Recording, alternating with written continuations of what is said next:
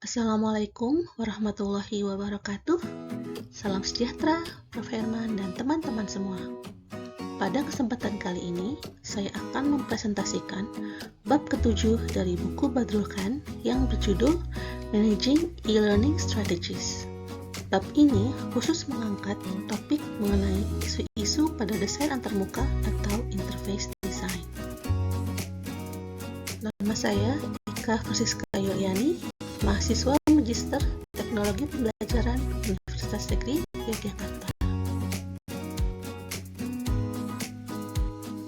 Presentasi ini akan membahas hal-hal berikut. Yang pertama, pendahuluan, lalu ada desain halaman dan situs, desain konten, navigasi, aksesibilitas, pengujian kegunaan, serta kesimpulan. Baiklah, kita akan mulai dari pendahuluan.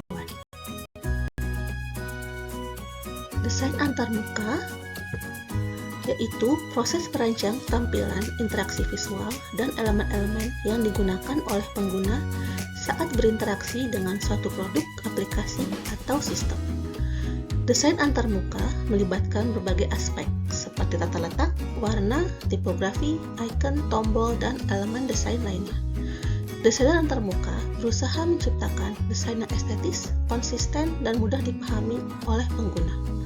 Oleh karena itu, dalam merancang antarmuka, perlu mempertimbangkan prinsip-prinsip usabilitas untuk memastikan antarmuka dapat digunakan dengan nyaman dan efisien.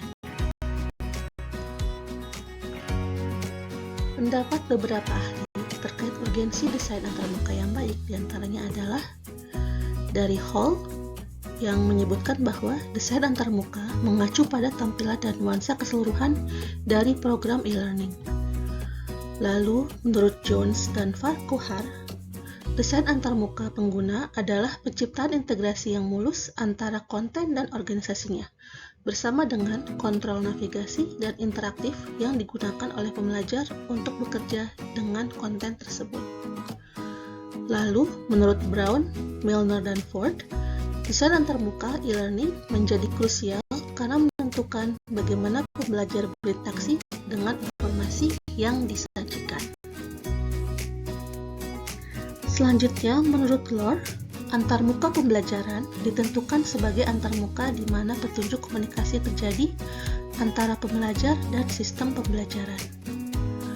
Menurut Lore, 3 peran penting dari antarmuka instruksional adalah untuk memberikan orientasi pembelajar terhadap konten instruksional, untuk menyediakan alat navigasi untuk mengakses konten instruksional dan strategi instruksional, serta untuk memberikan umpan balik. Identifikasi Meyer tentang proses kognitif terkait seleksi, organisasi, dan integrasi adalah cara yang nyaman untuk menekankan organisasi yang disarankan oleh Lore. Seleksi adalah proses yang terjadi ketika pembelajar memperhatikan informasi penting dan mampu mengisolasi informasi tersebut dari informasi yang kurang penting. Sementara organisasi adalah proses di mana pembelajar dapat menggabungkan atau mengurutkan informasi dengan cara yang berarti. Kemudian integrasi adalah proses di mana pembelajar dapat mengasimilasi atau menyesuaikan informasi baru ke dalam ingatan. Selanjutnya, kita akan membahas mengenai bagian-bagian kritis pada desain antarmuka untuk pembelajaran. Yang pertama adalah desain halaman dan situs. Desain halaman dan situs web dalam e-learning berkaitan dengan tampilan dan fungsionalitas layar. Kita harus memastikan bahwa semua halaman web dalam sebuah situs web terorganisir secara logis, mudah dinavigasi, mudah diakses, dan dapat digunakan oleh semua pengguna, termasuk orang-orang dengan disabilitas. Menurut Damarin, bila memungkinkan, kita harus membuat materi e-learning tersedia dalam berbagai format. Variasi ini memberikan akses penuh kepada siswa terhadap materi instruksional. Pengguna dapat memilih struktur antarmuka yang optimal, berinteraksi dengan konten dengan membaca dan mengetik, menunjuk dan mengklik, serta menggunakan pengenalan dan sintesis suara sesuai keinginan. Kemudian, dokumen-dokumen web juga harus tersedia untuk penjelajahan, mencetak, dan menyimpan dalam berbagai format, bila memungkinkan. Selanjutnya ada desain konten. Desain konten berkaitan dengan materi pokok suatu kursus. Dalam penyajian konten, kursus e-learning harus selalu berupaya mencapai kejelasan, gaya, dan kemudahan untuk dibaca. Menurut Morrison, Ross, dan Odell, desain tampilan e-learning harus menggunakan prinsip desain pesan yang baik yang berfokus pada perhatian, persepsi, pemahaman, retensi, dan pengambilan informasi oleh pembelajar. Selanjutnya, kita akan membahas mengenai navigasi. Merancang navigasi dalam e-learning harus berfokus pada memungkinkan pembelajar untuk berpindah melalui situs dengan mudah dan kecepatan yang wajar.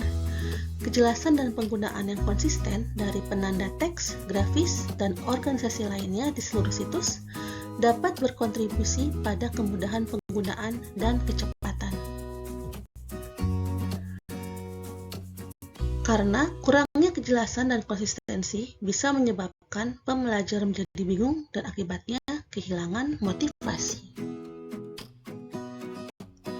Dalam merancang antarmuka, seorang desainer juga perlu memikirkan mengenai aksesibilitas. Desain antarmuka dalam lingkungan e-learning yang terbuka, fleksibel, dan terdistribusi harus fokus pada bagaimana membuatnya dapat diakses oleh semua pembelajar.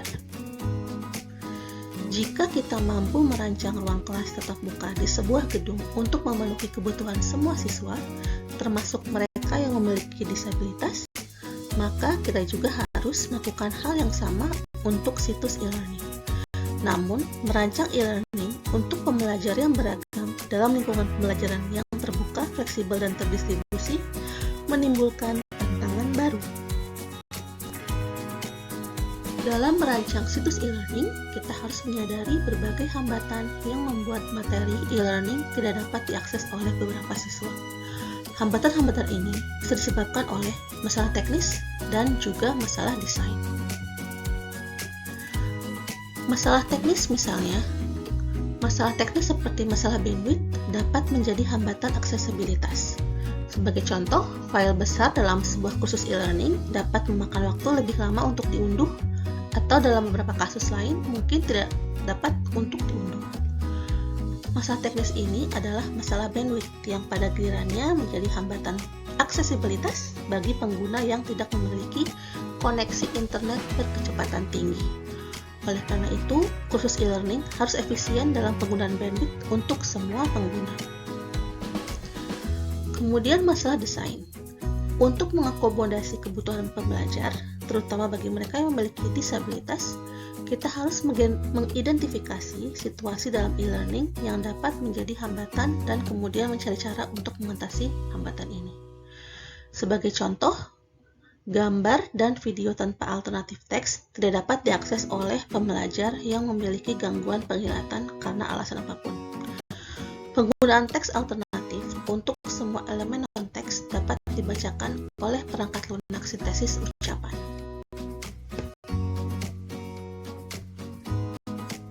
Isu selanjutnya adalah pengujian kegunaan atau usability testing. Pengujian kegunaan atau usability testing ini adalah alat untuk meningkatkan desain antarmuka. Biasanya, pengguna mengevaluasi sebuah program e-learning untuk memastikan kegunaannya. Reeves dan Carter mengkategorikan pengujian kegunaan sebagai berikut. Efisiensi, misalnya penghematan biaya dan waktu. Kepuasan pengguna, misalnya kemudahan penggunaan, keterjangkauan, daya tarik visual, dan lain-lain. Serta efektivitas, misalnya retensi pengguna dari waktu ke waktu.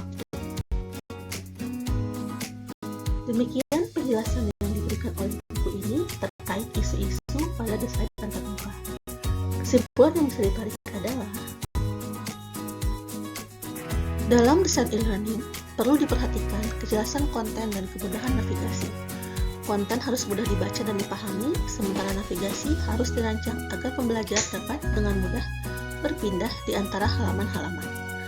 Penting juga untuk memastikan bahwa e-learning dapat diakses oleh semua pengguna dengan menyediakan berbagai format dan mengatasi hambatan teknis seperti masalah bandwidth. Desain yang baik juga memperhatikan aksesibilitas, seperti menyediakan teks alternatif untuk gambar dan video agar dapat diakses oleh pembelajar dengan gangguan penglihatan. Pengujian kegunaan juga penting untuk memastikan antarmuka e-learning yang efektif, memuaskan, dan sesuai dengan kebutuhan pengguna. Sampai di sini presentasi dari saya. Terima kasih telah menyimak apa yang saya paparkan. Semoga bermanfaat. Assalamualaikum warahmatullahi wabarakatuh.